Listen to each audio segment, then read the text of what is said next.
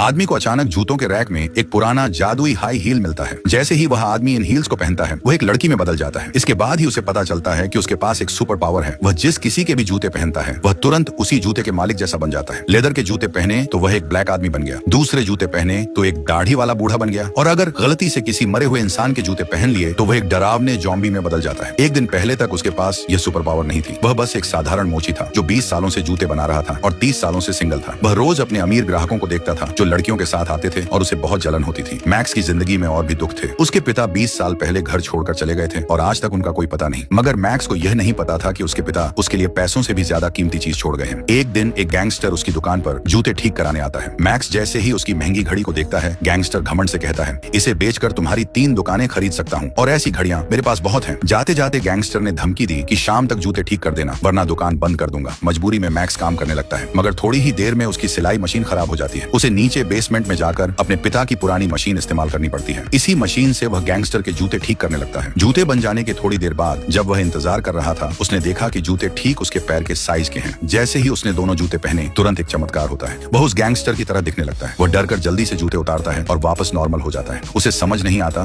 कि यह कैसे हुआ। क्या उसने कोई भूत देखा? हिम्मत करके वह दोबारा जूते पहनता है और फिर से बदल जाता है। वह शीशे में देखता है कि गैंगस्टर के सोने के दांत भी ठीक उसके मुंह में आ गए हैं। जल्द ही मैक्स को राज पता चलता है। जिस किसी जूते को उस जादुई मशीन से सिला जाता है उसे पहनने पर वह जूते के मालिक का रूप ले सकता है। यह पता लगते ही मैक्स दुकान से और भी जूते उठाता है और उन्हें उस मशीन से सिलने लगता है। अब उसकी जिंदगी रंगीन हो गई थी। वह अलग अलग ग्राहकों के जूते पहनकर उनका रूप लेने लगा। एक ब्लैक आदमी के जूते पहनकर वह रेस्टोरेंट में गया और बिना पैसे दिए वहां से भाग गया। मगर ये सब तो छोटी मोटी शरारतें थीं। रात में खुश होकर वह सोचने लगता है कि वह इस सुपर पावर से और क्या कर सकता है। दिन में जब मैक्स ने अपने एक ग्राहक की सुपर मॉडल गर्लफ्रेंड को देखा तो उसके दिमाग में एक नया आइडिया आया। उसी रात मैक्स उस लड़के के जूते पहनकर उसकी गर्लफ्रेंड के घर में घुस जाता है और उस समय वह नहा रही थी।